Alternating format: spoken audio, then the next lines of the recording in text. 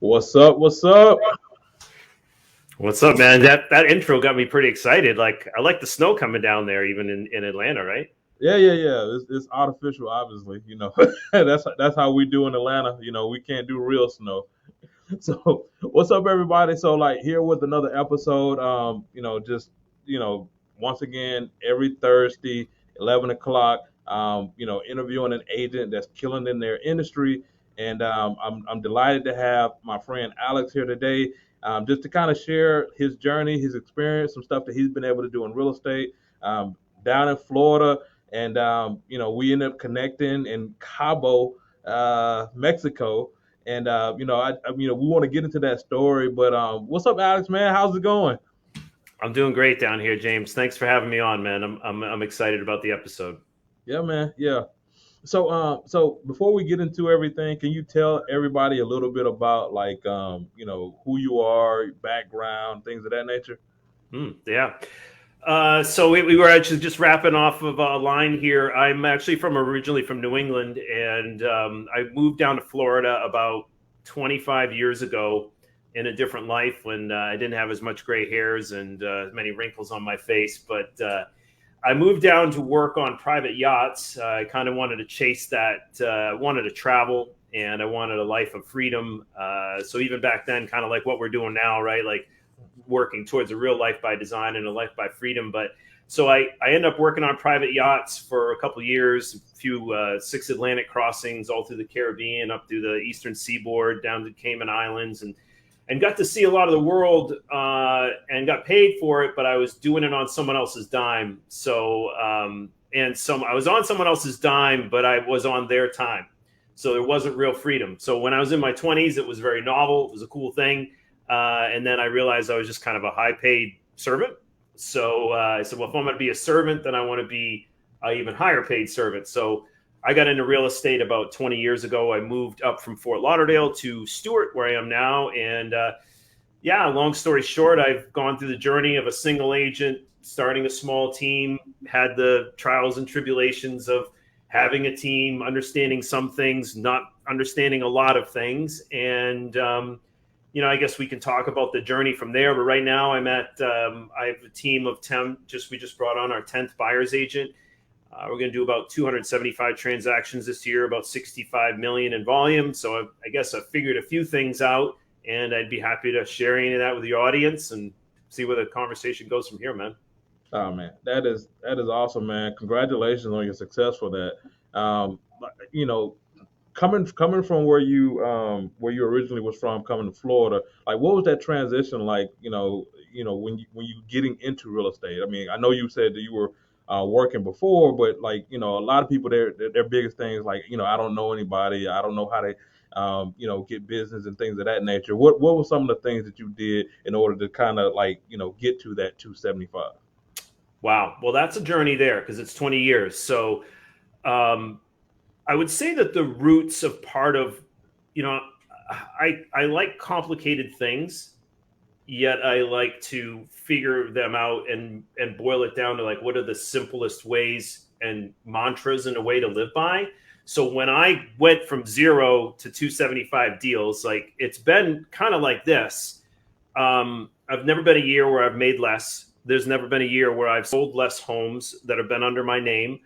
So I would say there's merit in that journey, and it's a continued journey of learning, right? But I would say that the three most important things that any real estate agent, if you're aspiring out there too, that if there's three things. So if you're not hungry and you're not humble and you're not coachable, you're kind of going to be behind the eight ball there. I think also part of the cornerstones of my personality, because I'm from New England and there's like a Puritan work ethic up there, which, it goes down to the generations that you were seen. And I'm not a Puritan and I'm not religious at all. But that Puritan work ethic was that in the eyes of God, the harder you work, the better your eyes in eyes of God. And I'm not making this a God thing because I'm not religious, I'm spiritual. But to have persistence, patience, and a sense of urgency every day. So you got to be patient, you got to be persistent, and you also then with tempering the patience with a sense of urgency. So I love Coach Bert's thing out there in at EXPCon. Go to bed tired and wake up hungry. Hmm. And so I figured a lot of things out early, man. Like there was no coaches, there was no CRMs. Dude, I had a cell phone. There wasn't even scanning. It was faxing.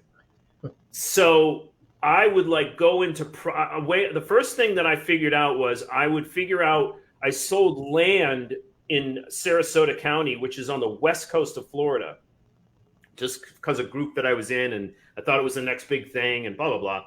So I figured out how to take property records, which is what data mining is all about now. This big, thing, data mining and who's apt to sell and all this. I would just go through, cut and paste from property records into 411, look up people's phone numbers and call them. That was what I did. And I just ground it out, man, and got better and better and better, and that's kind of where it started. And then the escalation from there, I don't want to take the floor too much, just getting better, man, and trying to figure out leverage, trying to figure out what's the next thing. I would say that for a lot of people out there, like I wish that I got coaching earlier.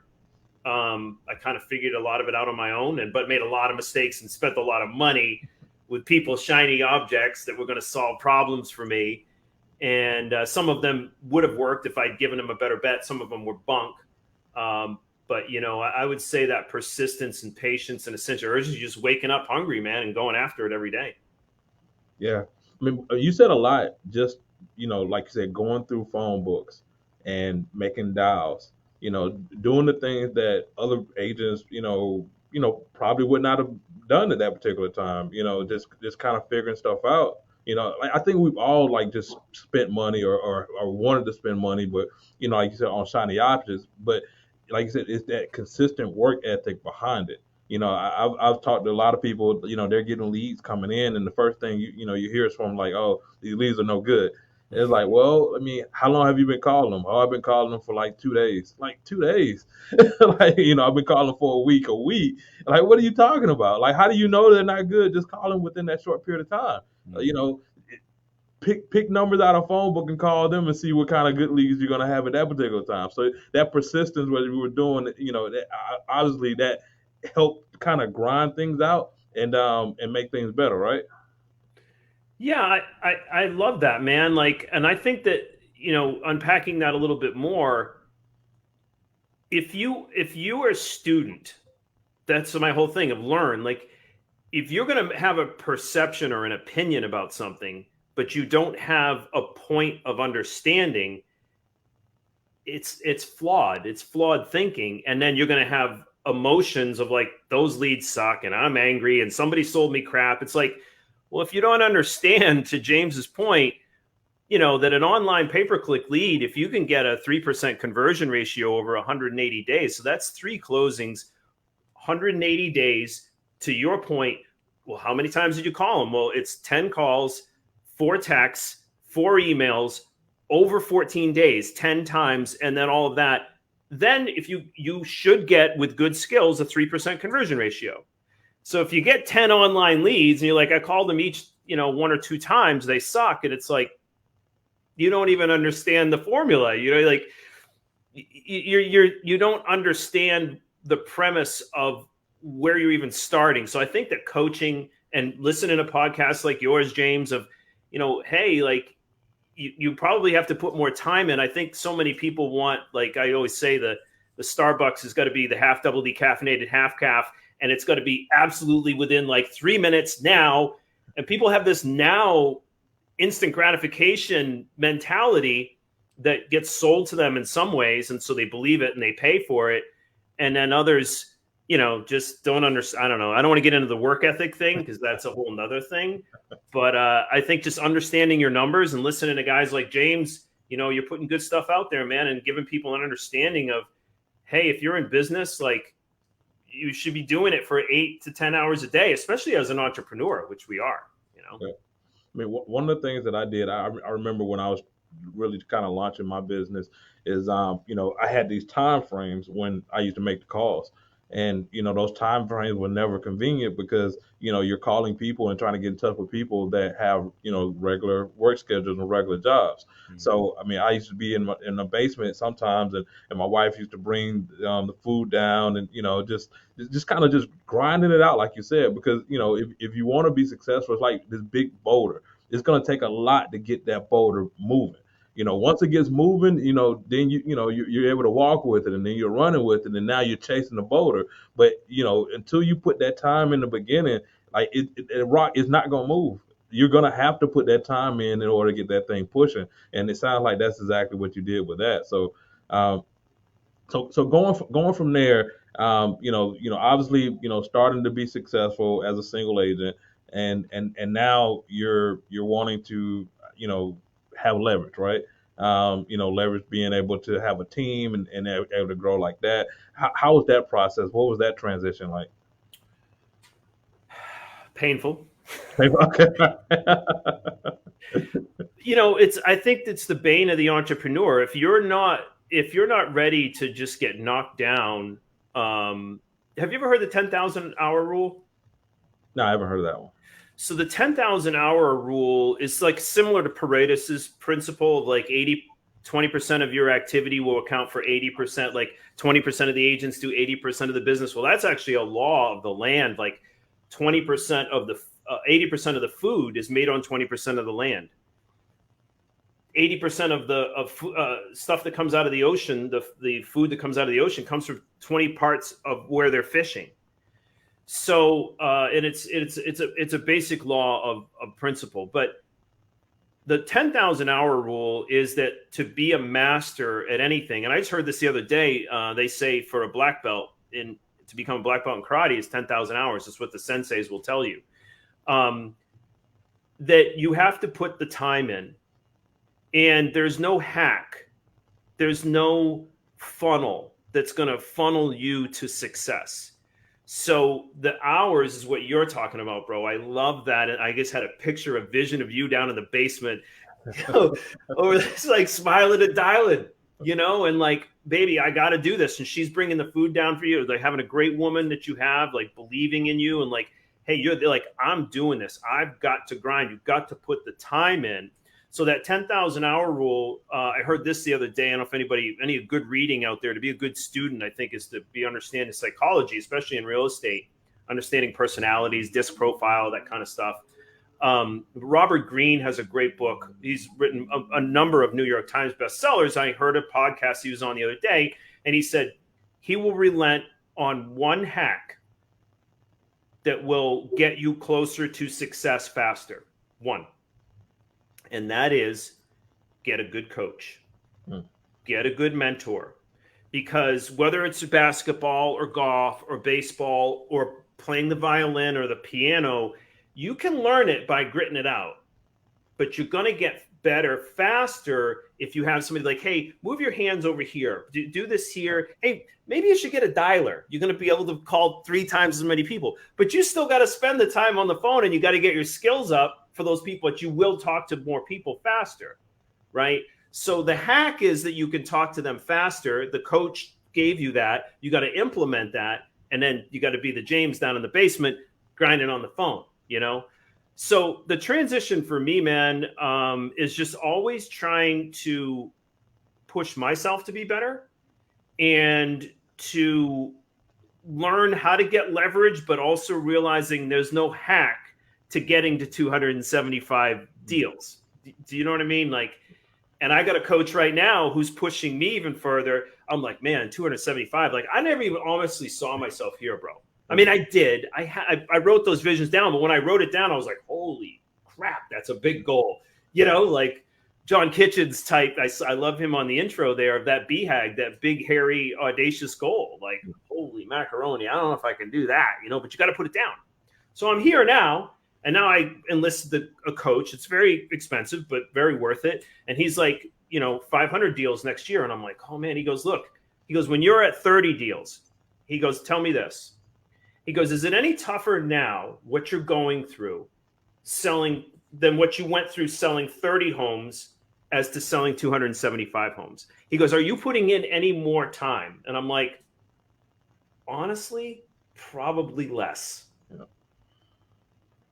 You know, and he's like, we'll get to 500. He goes, we want to get you to 5 to 7 hours a week on the team. And I'm like, dude, that sounds insane. You know, but I'm like, I trust you. You know what I mean? Like, you've done it. You're a coach, and I'm going to pay you. And that also like makes me do what he says, because I'm paying the guy a handsome sum, you know. But that you got to have some skin in the game, right? Like, or it's just like, oh yeah, whatever, you know. So does that kind of answer your question a little bit? I know I tend to have a tendency to No, man, absolutely. I mean, that was perfect, man. I mean, the thing that you're kind of going over is kind of is copying.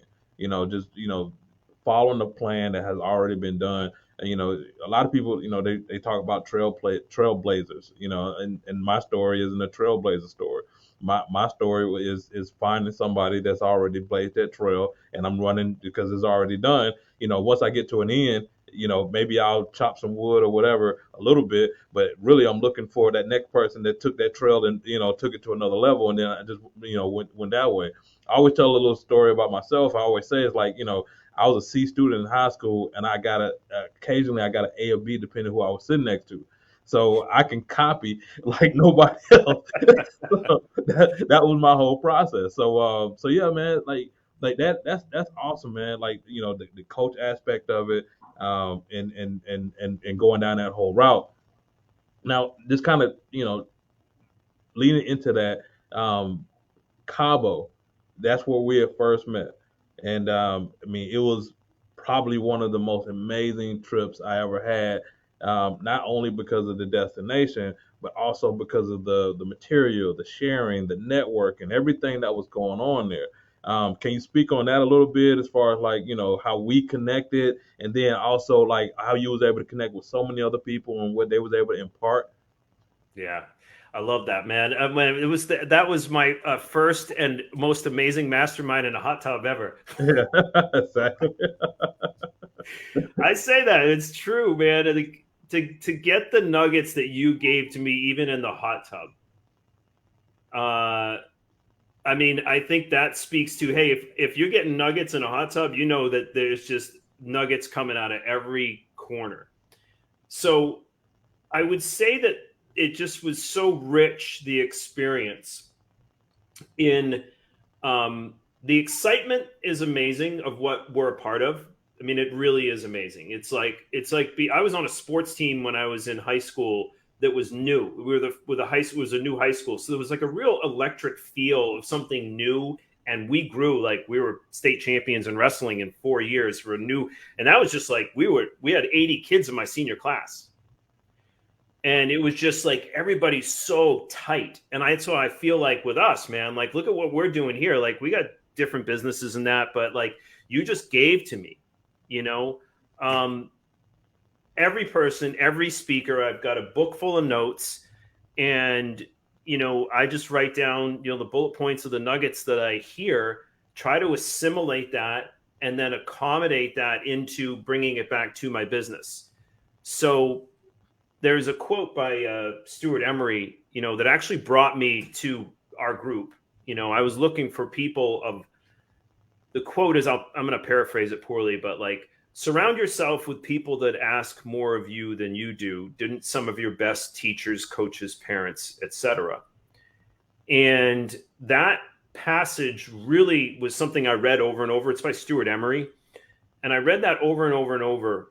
And it's really what brought me to EXP, because I was looking for like that experience. Like, hey, I actually saw were you in Jackson Hole? Were you in that mastermind in Jackson Hole? No, I wasn't. Okay. So I saw those guys, Kinder and Reese and Kitchens, and even kind of Carlos ended up being my sponsor. And I was like, those are the kind of guys I want to be around. That's the big thinkers that I want to be around. And I want to be doing cool stuff like snowboarding in Jackson Hole, but then around a mastermind of everybody kind of learning from one another and presenting.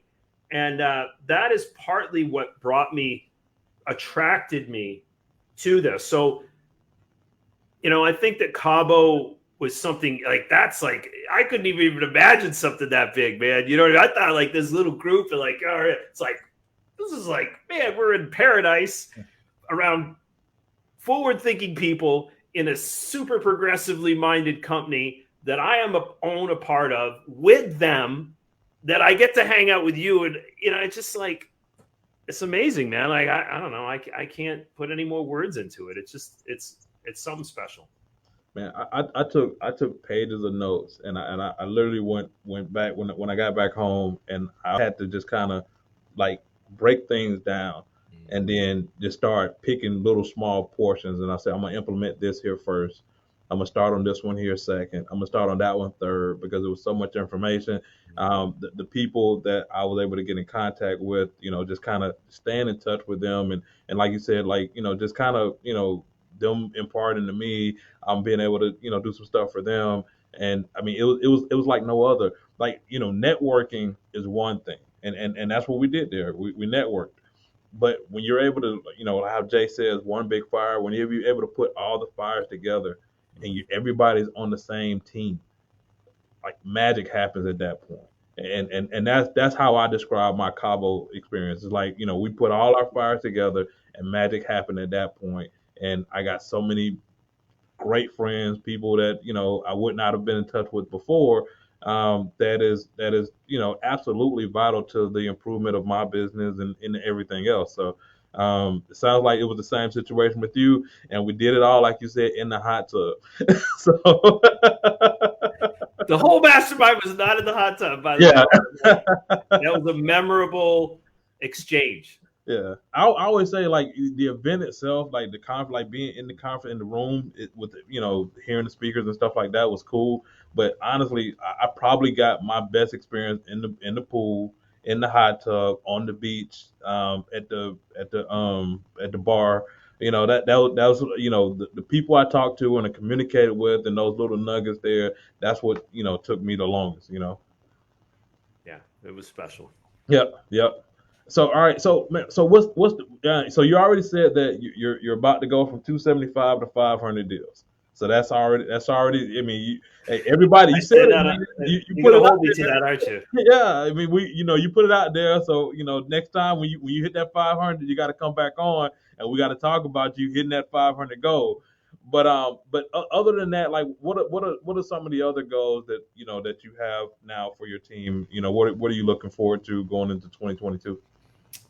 I would say that what continues to ring true to me, again, like, got to be a student. So you guys out there, for some reading and surrounding yourself with these people. But like, if you haven't read Rich Dad Poor Dad, you kind of gotta read Rich Dad Poor Dad. Like, if feels like Think and Grow Rich. Okay, absolutely, read it multiple times. But if you're going to read one book so that you understand in a very simple format, again, I like complicated things, but I like to keep things simple, and I think that's why Kiyosaki's book is so still relative and poignant after 20 years he wrote that book. And I went back and I read it again last year. And a part in it that really came out to me to talk about your 500 deals is, so you have the quadrants, right? The first quadrant you're in is an employee, right? You fixed dollar per hour. The next quadrant that you're in is small business owner, right? And that's what most real estate agents are. And they stay in that small business owner. And the small business owner, the ice cream shop, you open up an ice cream shop on the corner. If you get sick, kind of like, the ice cream shop's going to go under, right? You got to be there every day running thing. You might have a helper, but most of the time, like, if you're there, if it's functioning on you, you're a small business owner. That's what real estate agents are. You don't have any leverage. It's you. You might have a transaction coordinator. Awesome. Get that. That would be your coaching tip of the day. If you don't have a transaction coordinator, get one. Understand pie time. That's another conversation. But so to go from small business owner, where I'm at, which is just about like business owner. So I've jumped up into the other quadrant as well because I invest. So that third quadrant is the business owner. And to be a true business owner is you get to go away for a month and this thing's still running itself. Yep.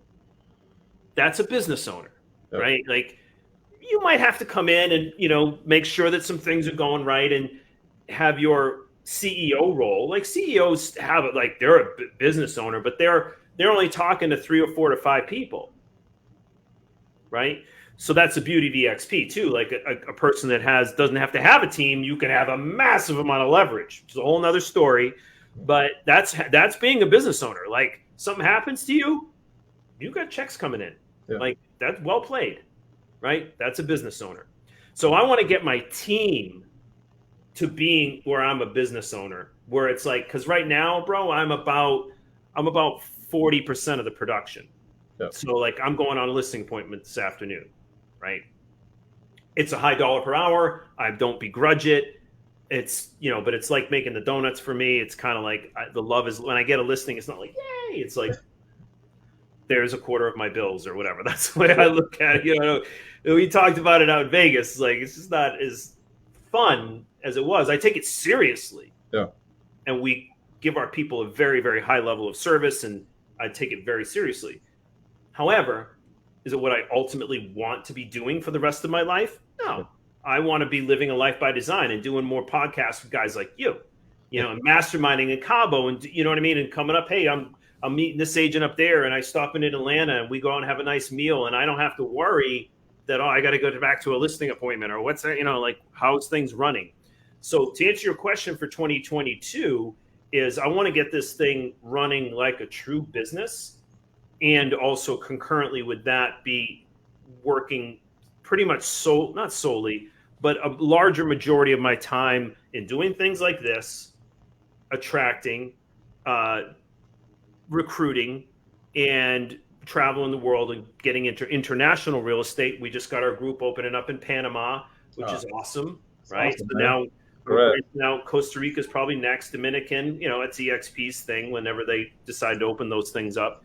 But that's something that's very attractive to me. Back to what brought me to Florida, right?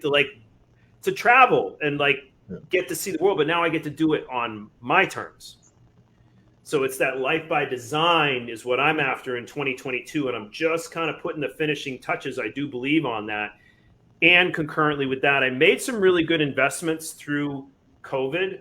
I don't know if this is a conversation you want to get into, but I really am very, very interested in crypto. I'm very, very interested in that space.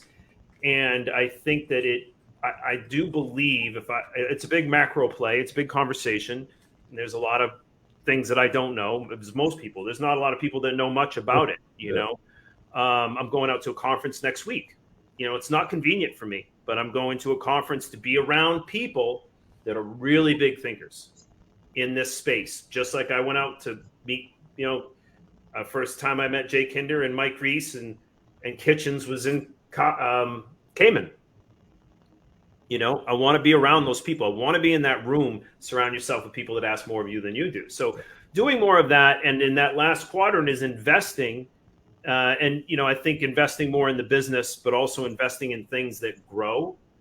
So when I first got into the business, a guy, I remember him saying I didn't have any money. And he's like, man, make it. There's no problem with making money. He's like, keep it. It's the tough thing. And I was like, I don't know about that. Like, I'm having a hard time making money. I didn't understand it, So the next level is so you make money, you keep your money, and then you invest your money to have it grow. And that's the last quadrant of Kiyosaki's book. So I'm trying to get myself over fully into those other 2 quadrants of being a business owner and an investor. And I do want to have crypto and international real estate together and figure that out. I think that is a new frontier. So I know that's a lot to throw out on you, buddy, but I get going and there you go. Nah, man. I mean, it's the goal for 2022. I mean, and that's the thing, with what we're doing now and what we're a part of. I mean, it really gives you the ability to honestly dream again. Like I was just talking to somebody, I was like, man, it's awesome to, think outside the box and have, big dreams and big, huge dreams that, sometimes, with the way the world is, I mean, you kind of just get, this tunnel vision. It's like, all right, so this is my life. This is where I live. This is, this is what I do. This is how much money I make right now. And, it's like, it just you in here. but now with what we're part of, like, it's like, no, like, wait a minute, I didn't look to the right before, I didn't look to the left before, I didn't look up, I didn't look down. Like, I mean, it's a whole new world that you have the ability to really make impact in, and that's honestly, I think, bigger than what I know your dream is big, but really you're just saying like the development of people. Like Yeah. when you talk about being a business owner, Yeah. or taking your business to be the business, you have to develop people to fill those roles, which means they have to step up. And you have to coach them to step up and get them into the right places and the right roles in order for you to actually get to where you need to be, and then just developing others. So I mean, that's a huge, huge goal that you're talking about. And there's some agents and people that need to be put in place that's gonna, it's gonna impact their life.